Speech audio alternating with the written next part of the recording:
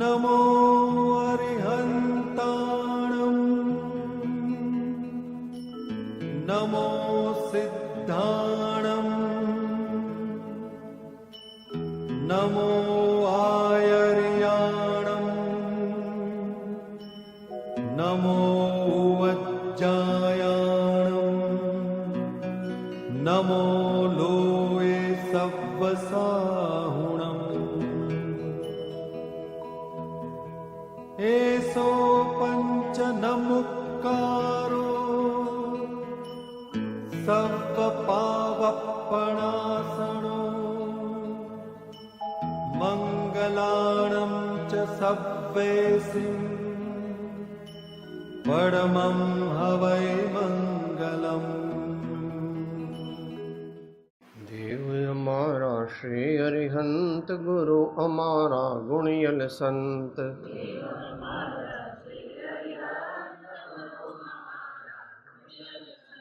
દેવ અમારા શ્રી અરિહંત ગુરુ અમારા ગુણિયલ સંત,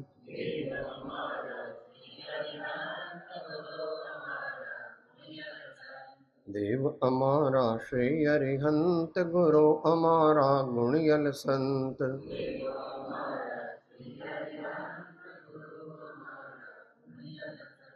દેવ અમારા શ્રી અરિહંત ગુરુ અમારા ગુણિયલ સંત,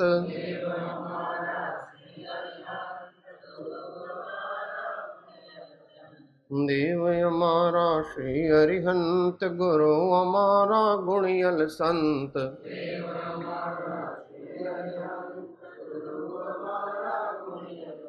દેવ અમારા શ્રી અરિહંત ગુરુ અમારા ગુણિયલ સંત, દેવ અમારા શ્રી અરિહંત ગુરુ અમારા ગુણિયલ સંત, દેવ અમારા શ્રી અરિહંત ગુરુ અમારા ગુણિયલ સંત.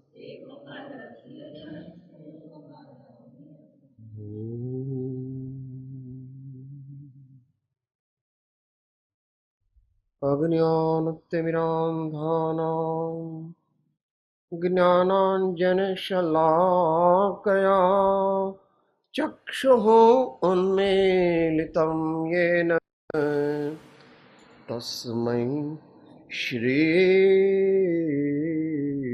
ગુરવે નમઃ.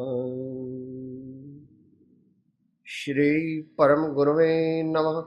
પરંપરાચાર્ય ગુરવે નમો નમઃ.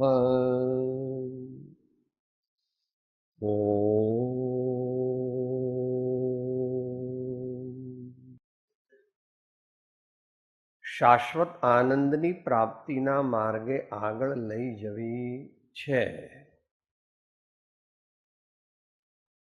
કોઈ કે સાહેબ તમે લઈ જાઓ, અમારે કઈ લઈને જ જવી? એવું નથી પ્રભુ, તું પણ એમાં જ છો.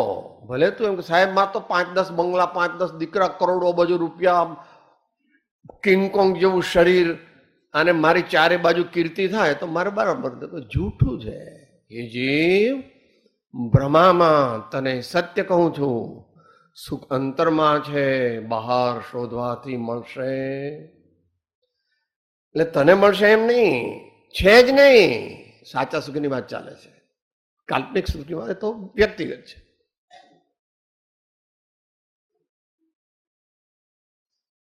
જો પરવસ્તુમાં સુખ હોય તો આવા મહાપુરુષો અને આવા મહાપુરુષો તે એનાથી મોઢું ફેરવી લે જ નહીં. વર્તમાન કાળમાં કળિયુગનો ઘણો પ્રભાવ છે, એટલે વર્તમાન કાળમાં કોઈ સંપત્તિ પણ નથી, એટલી બધી સદગુણ સંપન્નતા પણ નથી, અને એટલી સાધનાની ચરમ સીમા પણ નથી. મુખ્ય મુદ્દો તો પુણ્યનો કરવો છે.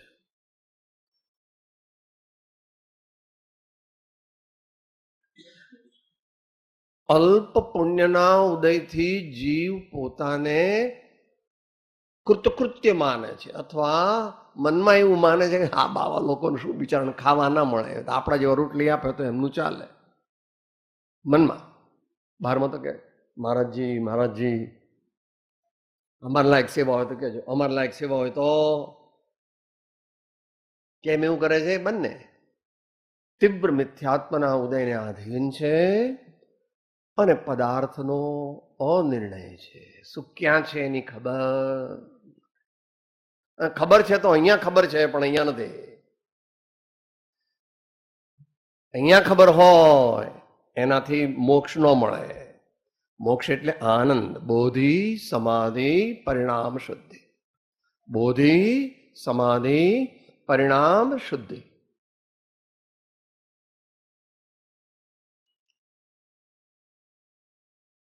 એટલે ગુરુ પૂર્ણિમા નિમિત્તે થોડુંક વિચારીએ. આપણે વિચારવાનો અર્થ એવો છે કે કર વિચાર તો પામ. આપણે વિચાર જ આખી જિંદગી કર્યા કરીએ ને કંઈ પામીએ નહીં તો સમજવું કે વિચાર બરાબર થયો, બોથ ક્વોલિટેટિવલી એન્ડ ક્વોન્ટિટેટિવલી. કે સાહેબ હું અબજપતિ છું પણ મારે તો આપણે સડક પર રહેવાનું. હું અબજપતિ છું પણ સડક પર રહું છું અને રોટલો માગીને કંઈ મળે તો ખાઉં છું. કે જૂના જમાનામાં એવું કહેતા, મેલ મુવા તારા અબજ રૂપિયામાં, મેલ મુવા તારા અબજ રૂપિયા ફોગટમાં ગયા.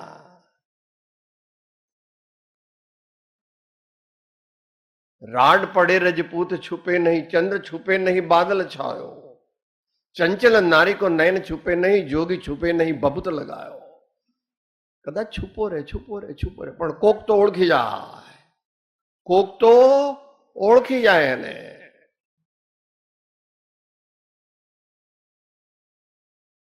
એટલે શ્રીમદ રાજચંદ્ર વચનામૃતના આધારે આપણે થોડી વિચારણા.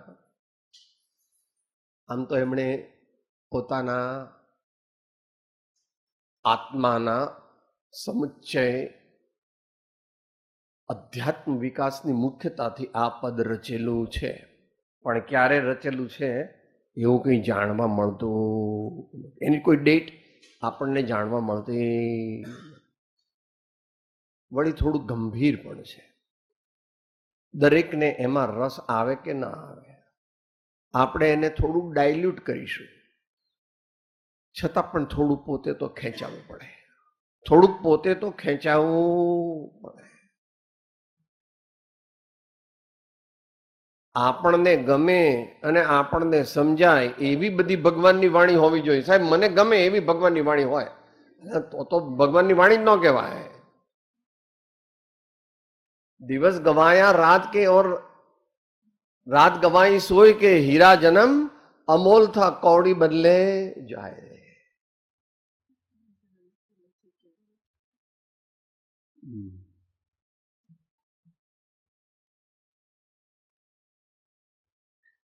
એની ઓથેન્ટિસિટી કેટલી છે એ ખબર નથી, કારણ કે હોય તો આમાં હોવું જોઈએ.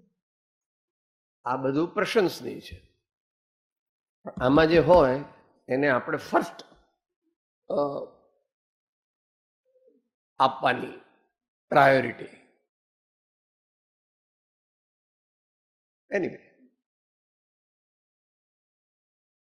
જેટલું સમજાય તેટલું સમજવું, ન સમજાય તો ભગવાનને પ્રાર્થના કરવી, હે ભગવાન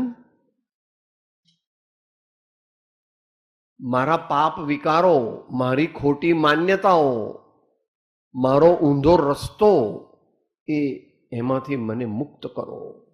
અને એ માટે પછી સાચો પ્રયત્ન પણ કરવો જોઈએ.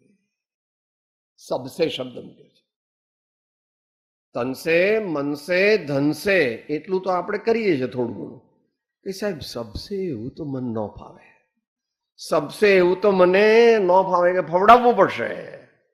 નથી ફાવતું તે ફવડાવવું એનું નામ મોક્ષ માર્ગ. નથી ફાવતું તે ફવડાવવું એનું નામ મોક્ષ માર્ગ. મોક્ષ માર્ગ તો આગળ છે, મોક્ષ માર્ગની ભૂમિકા એટલે મને ટાઈમ મળે ત્યારે હું વાંચું, એવું ન હાલે. પહેલે નક્કી કરવું છે આ ટાઈમ કાઢવાનો જ, આટલો ટાઈમ કાઢવાનો જ, અને ગમે તે વખતેનું કામ આવે તો હવે તો તમે મોટા શેઠ થઈ ગયા છો. શેઠ મળી શકશે નહીં આ સમયે.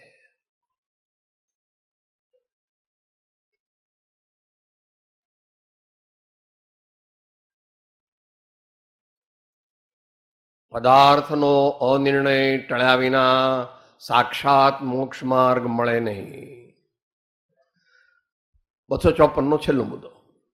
પદાર્થનો અનિર્ણય ટાળ્યા વિના આપણને એટલે XYZ કોઈને પણ મોક્ષ માર્ગ મળે નહીં. ઘણા ભાઈઓ બહેનો કે સાહેબ થાય એટલી સાધના કરું છું, એનો અર્થ કે નથી કરતો. થાય એટલી સાધના તારે 1, 2, 5, 25, 50, 100, 1000 લફરા. હવે એમાં તને ક્યાંથી મરવાનો ટાઈમ નથી. થાય એટલું એટલે કરતો નથી. વળી કોઈક વાર આ તમારે જેવા ગાંડા આવે તો બેસવું થોડું જરા મસ્ત, પાછી ઘડી ઘડી આમ જોવું.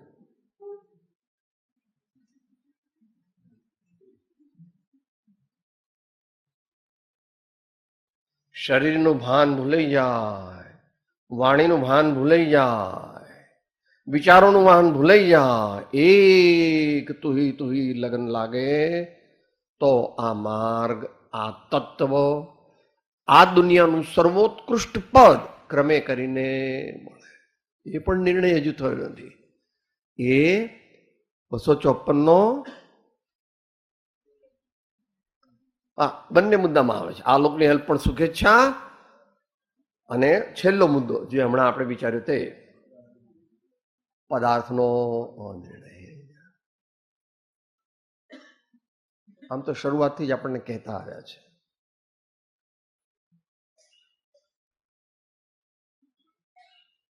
સાથે બોલીએ. વસ્તુમાં નહીં મૂંઝવો, એની દયા મુજને રહી. એ ત્યાગવા સિદ્ધાંત કે પશ્ચાત દુઃખ તે સુખ નહીં. એ ત્યાગવા સિદ્ધાંત કે પશ્ચાત દુઃખ તે સુખ નહીં. ઘણા કે સાહેબ ભગવાનનો માર્ગ અનેકાંતવાદ એટલે આમે ચાલે ને આમે ચાલે. ના, અનેકાંત દ્રષ્ટિયુક્ત એકાંત દ્રષ્ટિને સેવે તેને જ્ઞાન પ્રાપ્ત થાય. અઘરું છે નિર્ણય કરવો.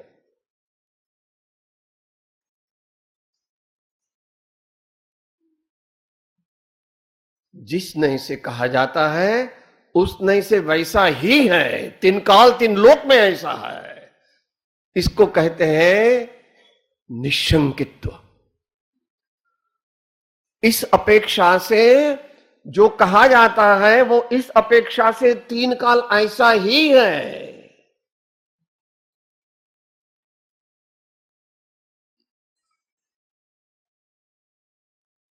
પ્રમાણ અને નયનો સમન્વય છે.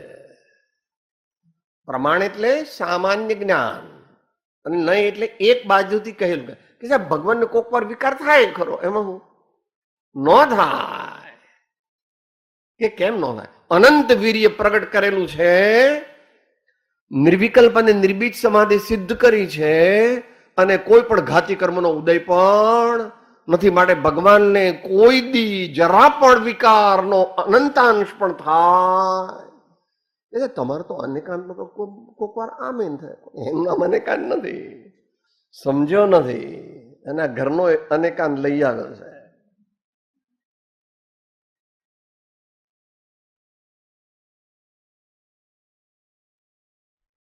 એટલે આપણે સમજવાનો યથાશક્તિ પ્રયત્ન કરીશું.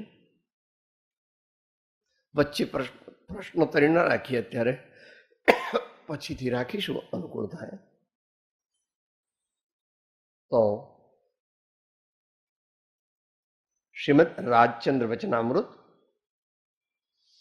પૃષ્ઠ સંખ્યા 796, હાથ નોંધ 1, પૃષ્ઠ 29, આંક 12. मर्ग सोच मिल गया, छूट गए संदेह, होता सो तो जल गया, भिन्न किया निज दे. होता सो तो जल गया, भिन्न किया निज दे.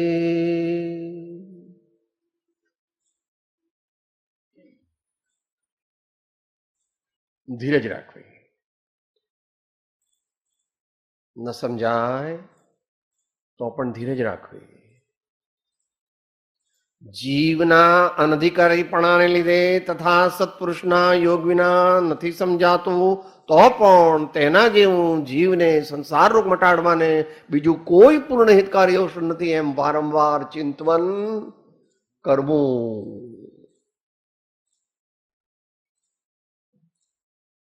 દુનિયામાં તું જે રીતે જીવે છે એ રીતે મોક્ષ માર્ગમાં ન અવાય. કારણ કે દુનિયામાં તો જેટલા દુનિયામાં છે એ બધા હાજી આપ કહો છે સાચું કે અત્યારે રાતના 12 વાગે છે, બરાબર છે, 12 વાગે છે.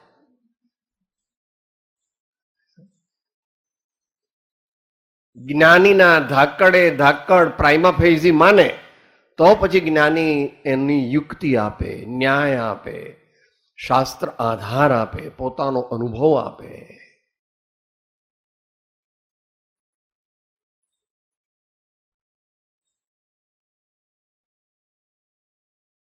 પોતે મહાકવિ હતા, આધ્યાત્મિક કવિ હતા અને પોતાના અનુભવને અને પોતાના વિચારોને શબ્દમાં મૂકવાની એમનામાં એક વિશિષ્ટ શક્તિ હતી જે માત્ર યુગ પ્રધાન પુરુષોમાં જોવામાં આવે.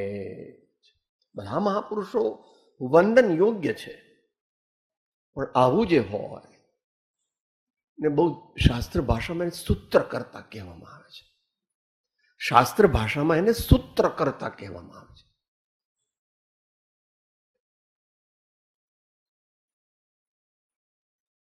એટલે પોતાના અનુભવની વાત આપણને કહે, પોતાના જીવનમાં શું બન્યું, પોતાના જીવન એટલે સમુચ્ચય વ્યક્તિત્વ. આપણે જાણીએ છીએ એટલું નહીં, શરીરમાં બને, આજુબાજુમાં બને એટલું નહીં, વચનમાં બને એટલું નહીં, અને કર્મનો ઉદય કેવો આવે એટલું પણ નહીં.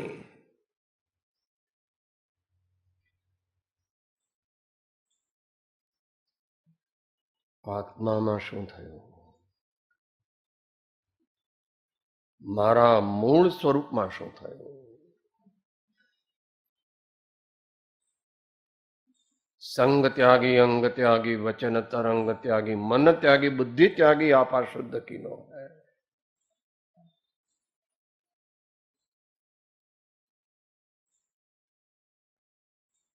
જ્યારે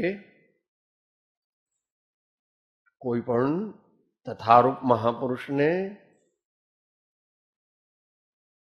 મોહ ગ્રંથિનો ભેદ થાય અથવા સ્વસંવેદન જ્ઞાન થાય અથવા તો સાદી ભાષામાં પરમાત્મા દર્શન સાચું થાય ત્યારે અનેક પ્રકારના બનાવો બહારમાં અને અંદરમાં બને છે. બહારમાં બનતા બનાવો તો દુનિયાના લોકો કથનચિત જાણી જોઈ શકે છે, પરંતુ તેમના અંતરમાં જે થાય છે તે સામાન્ય મનુષ્યો જાણી શકતા.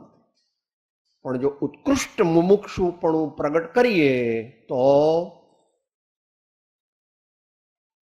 મુમુક્ષુના નેત્રો એમ ત્યાં કહ્યું છે, ત્યાં ઉત્કૃષ્ટ મુમુક્ષુના નેત્રો એમ સમજવું, સામાન્ય મુમુક્ષુ નહીં. મુમુક્ષુના નેત્રો મહાત્માને ઓળખી લે છે. મુમુક્ષુના નેત્રો મહાત્માને ઓળખી લે છે. તમારી દુનિયામાં પણ એવું છે.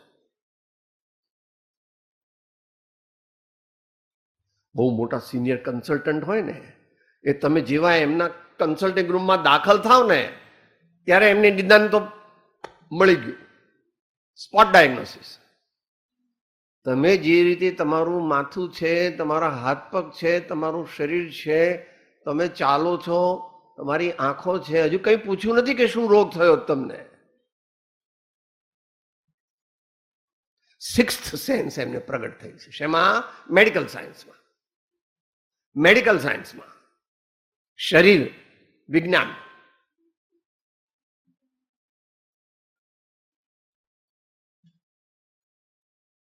તો મુમુક્ષુના નેત્રો મહાત્માને ઓળખે છે એટલે સામાન્ય મુમુક્ષુ નહીં. દયા, શાંતિ, સમતા, ક્ષમા, સત્ય, ત્યાગ, વૈરાગ્ય એ પોતાના રોજબરોજના જીવનમાં વણી ગયા હોય તો જ સાચી મુમુક્ષુતા કહેવાય. કોઈ આપણને સ્ટેમ્પ મારે કે સાહેબ ગમે તેને પૂછ્યો, પરમાર્થ તે પરાધીન નથી.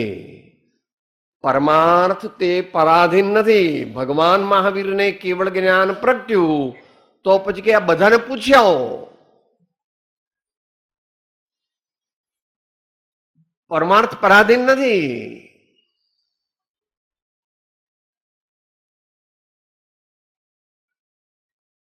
થોડું અઘરું છે વિચાર. આત્મત્વ પ્રાપ્તિ તે સ્વસંવેદનની મુખ્યતાથી ચાલે છે. આત્મત્વ પ્રાપ્તિ તે સ્વસંવેદનની મુખ્યતા દ્વારા ચાલે છે.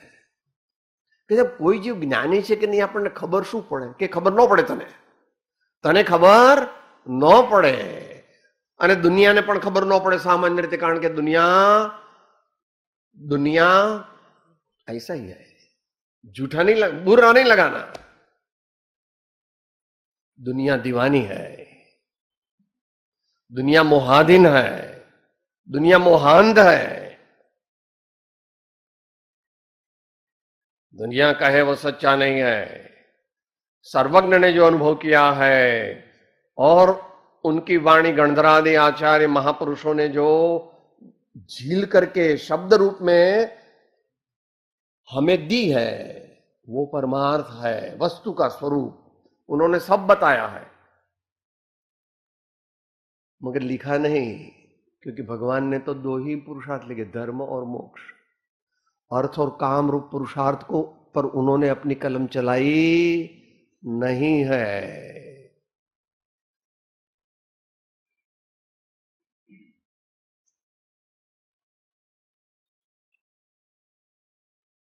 તો અહીંયા જે બનાવ બન્યો અંતરમાં, જે મોહ ગ્રંથિનો ભેદ થયો એને શબ્દ રૂપ આપે છે. સર્વથા એ વાણીનો વિષય નથી, પરંતુ જેટલું કહી શકાય તેટલું કહેવામાં આવે છે.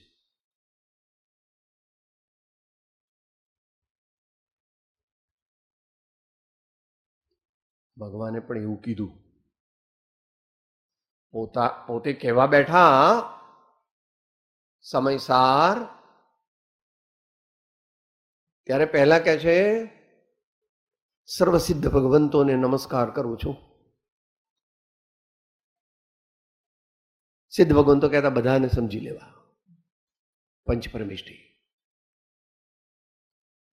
અને પછી શાક પાછી વિશેષ આપે કે અહો શ્રુત કેવળી ભગવાને કહેલું આ સમય પ્રાભૃત હું કહું.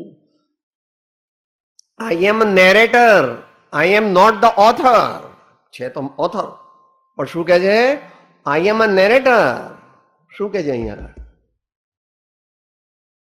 જીનવર કહે છે જ્ઞાન તેને સર્વ ભવ્ય સાંભળો. જીનવર કહે છે જ્ઞાન તેને સર્વ ભવ્ય સાંભળો. હું કહું છું મારા સ્વામીએ કહેલું અને મેં સાંભળી, સમજી અને પચાવેલું યથાશક્તિ એ હું તમને કહું. કે સાહેબ કેવી રીતે કહો છો? એ પછી આચાર્ય દેવે કહ્યું છે, તમને બધાને ખબર છે.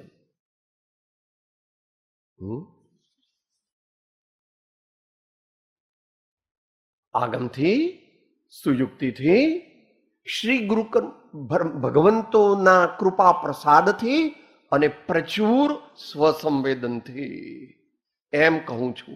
છતાં પણ હું હજુ કેવળ જ્ઞાની નથી. માટે ક્યાંક મારી ભૂલ થઈ જાય તો આપ ધર્માત્મા મહાશય ઉદારતા રાખીને એ કાંકરા કાઢતા નહીં અને સારી સારી વસ્તુઓને ગ્રહણ કરી અને આત્મકલ્યાણના માર્ગમાં પ્રવર્તજો. એનું નામ શ્રોતા. એનું નામ શ્રોતા. મારે આત્મકલ્યાણ કરવું છે. ગુરુની ભૂલ થઈ જાય, કોઈ શબ્દમાં થઈ જાય, આમ તો થતી નથી હો, પણ અત્યારે વિષય નથી. સૂત્રધર આચાર્યો થયા, 1લી સદી સુધી સૂત્રધર આચાર્યો થયા, પણ એ વિષય અત્યારે નથી. અત્યારે તો વિષય છે માર્ગ સાચા મિલ ગયા, છૂટ ગયે સંદેહ. અનંત આનંદની પ્રાપ્તિનો માર્ગ, તેને મોક્ષ માર્ગ કહેવામાં આવે છે. એ માર્ગ ક્રમે કરીને સિદ્ધ થાય છે.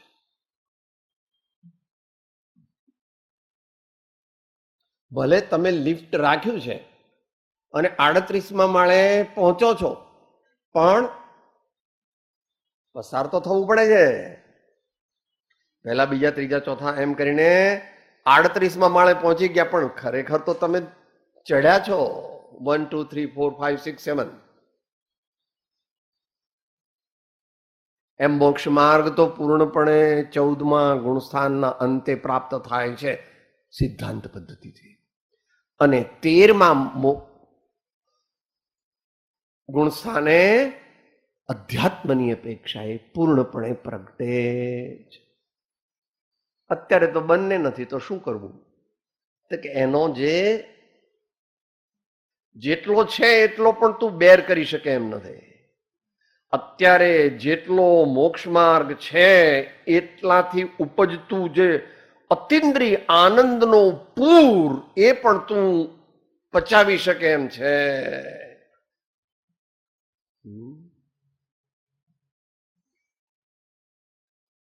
અલૌકિક.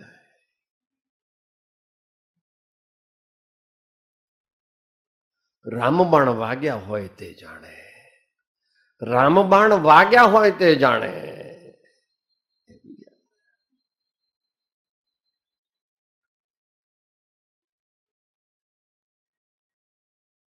તમારી દુનિયામાં પણ કેટલીક વસ્તુઓ અનુભવને આધીન છે. અનુભવને કે સાહેબ આપણે બાબલો થાય તો આપણને શું મજા આવે?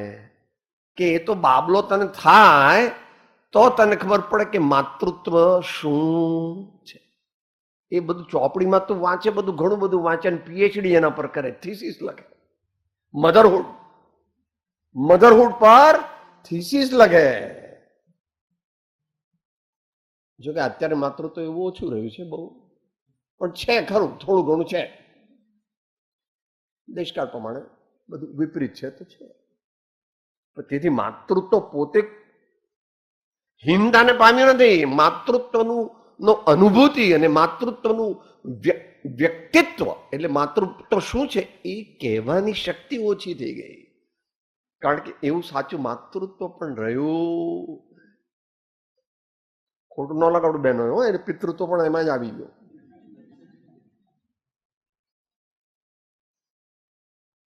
તો વ્યવહારિક છે. તો માર્ગ શું છે?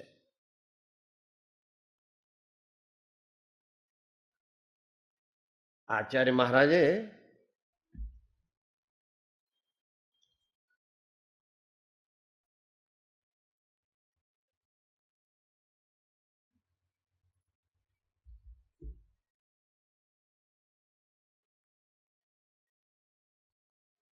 નિયમસારમાં શરૂઆત એ રીતે કરેલી છે.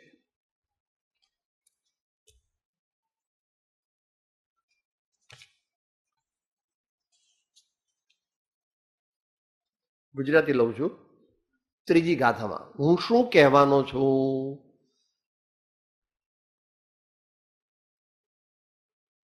શાસ્ત્ર પદ્ધતિ એમ એક્સપેક્ટ કરે છે કે તમે પહેલા પ્રતિજ્ઞા કરો કે તમે શું કહેવાના છો, અને એની મર્યાદામાં રહો, કારણ કે જ્ઞાન તો અનંત છે. એટલે જે સ્વરૂપ સમજાવીને પામ્યું દુઃખ અનંત સમજાવ્યું તે પદ નમો શ્રી સદગુરુ ભગવાન. વર્તમાના કાળમાં મોક્ષ માર્ગ બહુ લોભ, વિચારમાં આત્માર્થીને ભાગ્યો અત્ર. એટલે બીજી બધી વસ્તુઓ અત્યારે આત્મસિદ્ધિમાં નહીં લાવીએ. મોક્ષનો માર્ગ કેવી રીતે પ્રાપ્ત થાય એનું તું સમજી શકે એવી રીતે સાદી ભાષામાં વર્ણન કરશું. તું તો જો કે શબ્દ જ સમજવાનો છું, કારણ કે તારી પેલી બીજી સેન્સ તો હજુ પ્રગટ નથી થઈ. શબ્દોથી સમજ પહેલા, પછી અર્થથી સમજજે, અને જ્યારે અનુભવથી સમજે ત્યારે સાચું સમજો કહેવા. અહીંયા કહે છે, તમે શું કહેવાના છો સાહેબ? જે નિયમથી કર્તવ્ય એવા રત્નત્રય તે નિયમ છે, વિપરીત ના પરિહાર અર્થે સાર પદ યોજેલ છે. ત્યાં તો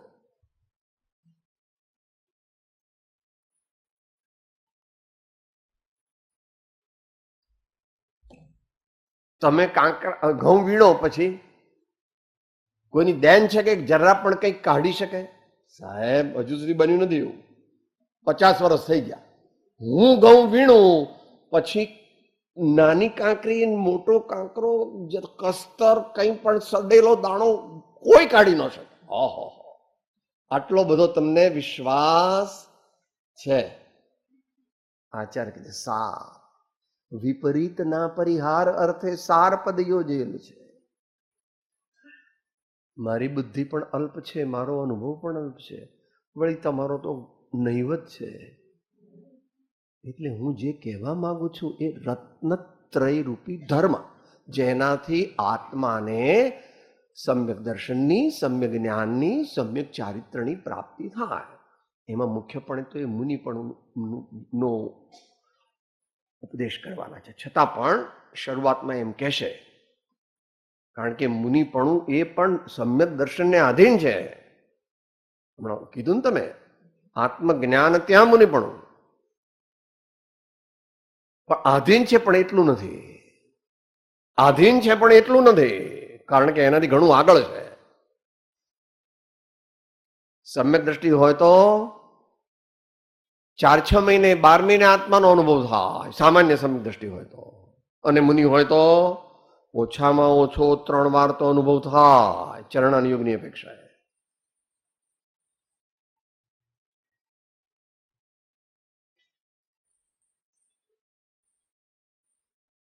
એ વાત હવે આપણને સમજાવે છે.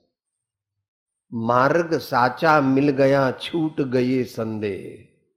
માર્ગ એટલે માર્ગ, સાચા એટલે અહીં અર્થ કરવો સમ્યક, ટ્રુથફુલ એકલો નહીં. સમ્યક શબ્દ એ વિતરાગ દર્શનની પરિભાષાનો એક સ્પેશિયલ શબ્દ છે, જેનું વર્ણન એકદમ થઈ શકતું નથી. અત્યંત પ્રશંસનીય, અત્યંત આહલાદદાયક, અલૌકિક, એનું સમ્યક એ સાચા શબ્દનો અર્થ છે. માર્ગ એટલે સાચી શ્રદ્ધા, સાચું જ્ઞાન, સાચું આચરણ અને સાચું તપ. આ બધું ભેગું કરીએ ત્યારે મોક્ષ માર્ગ બને છે. કેટલાક આચાર્યો તપને ચારિત્રમાં સમાવી લે છે, વાંધો નહીં, કથન પદ્ધતિ છે. સમ્યક દર્શન જ્ઞાન ચારિત્રાણી મોક્ષ માર્ગ એમ કહો કે સમ્યક દર્શન જ્ઞાન ચારિત્ર તપ ઇતિ ચતુર્વિધ મોક્ષ માર્ગમ એમ કહો તો પણ કઈ વાંધો.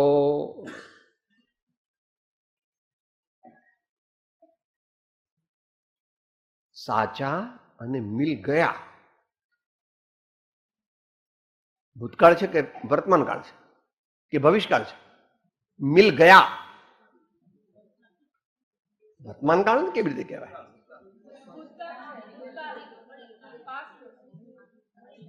હું મુંબઈ ગયો તો ભૂતકાળ કહેવાય? વર્તમાન કાળ કહેવાય?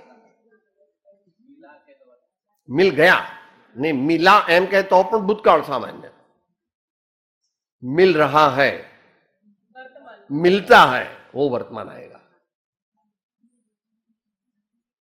मर्ग साचा मिल गया, छूट गए संदेह. આ અલૌકિક વાત છે પ્રભુ.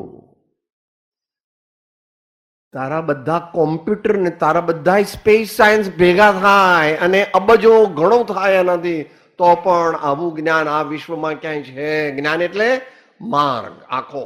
જ્ઞાન એ માર્ગ નથી.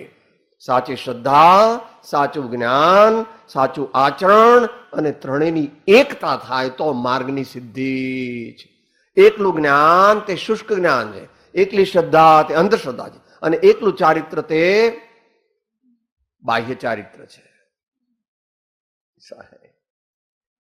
કોઈનો નિષેધ નથી, પણ અહીં તો સમ્યક હોય, મિલ ગયા. આત્મસિદ્ધિમાં એવું કહ્યું, ભલે હજી શરૂઆત થાય છે. સદગુરુના ઉપદેશથી આવ્યો આ પૂર્વ ભાન, નિજ પદ નિજ માહી લયું, દૂર થયું અજ્ઞાન. ત્યાં અજ્ઞાન એટલે કુમાર્ગ આખો. અજ્ઞાન એટલે મારું અજ્ઞાન ગયું એમ નહીં, સમ્યક દર્શન પણ, મિથ્યા દર્શન પણ ગયું, મિથ્યા જ્ઞાન પણ ગયું અને મિથ્યા ચારિત્ર પણ ગયું. અત્યારે અધ્યાત્મ પરિભાષાથી વાત ચાલે છે કે ન જાય? સમ્યક દર્શન ક્યારે થાય? અનંતાનુબંધીની ચાર પ્રકૃતિનો નાશ ન થાય તો જીવને સાચું સંકિત પ્રગટે, પરમાત્મ સંકિત પ્રગટે.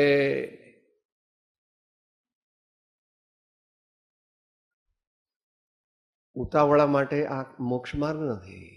ધીર, વીર, ગંભીર, અડગ, દેહ જતા પણ જે મોક્ષ માર્ગને છોડતા નથી એવા મહાપુરુષનો માર્ગ તે મોક્ષ માર્ગ છે. મારા તમારા જેવાનો સાહેબ પણ મન તો તબિયત સારી નથી સાહેબ, હમણાં છો હવે રિટર્ન ભરવાનું આવ્યું છે સાહેબ, મારે હમણાં લગ્ન છે દીકરીના. એ બરાબર છે, એનો સ્વીકાર છે, પણ એટલે તારી સાધના જીરો ન થઈ જાય. દીકરીના લગ્નને દિવસે પણ, દીકરીના લગ્નને દિવસે પણ જીરો સાધના ન હોય. અપેક્ષાએ આવું થયું હતું. બોલો ક્યારે થયું હતું? હા, પુનિત મહારાજના દીકરીના લગ્ન હતા ત્યારે પુનિત મહારાજે કીધું, મારો તો ભક્તિ ભજન જેમ છે તેમ ચાલશે, હું લગ્ન ફગનમાં આવવાનો નથી, તમને યોગ્ય લાગે તેમ કરજો. સમજી ગયા ને? ને હું જ્યાં હોઉં ત્યાં આગળ તમને પગે લાગવાનું મન થાય તો ત્યાં પગે લાગવા આવજો, નહીં તો રામ રામ. કે સાહેબ એ તો જરા બે સ્ક્રૂ ઢીલા કહેવાય, પોતાની ડ્યુટી નથી બજાવતા.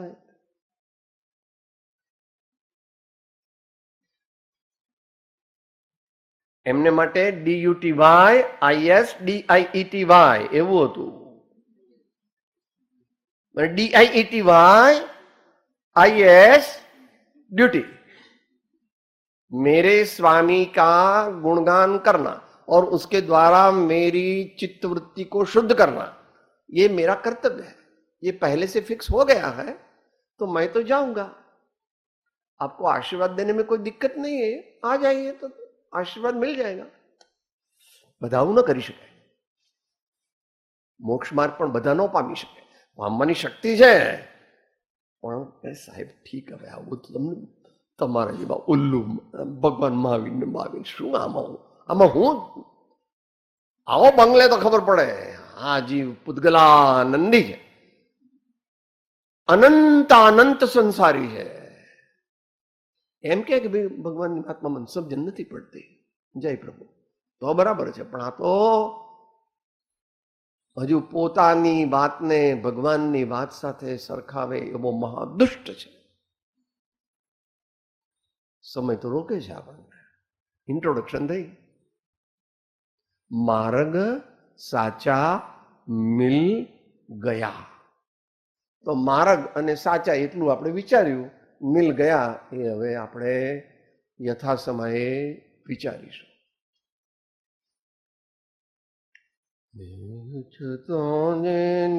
દશા વર્તે દેહાતી તે જ્ઞાની ના ચરણમાં હો વંદન. સગ્રો કૃપાળો લોકના સબ સંતને હું આત્મા છું, આપનો સેવક છું, સૌનો મિત્ર છું. હું આત્મા છું, આપનો સેવક છું, સૌનો મિત્ર છું. હું આત્મા છું, આપનો સેવક છું, સૌનો મિત્ર છું.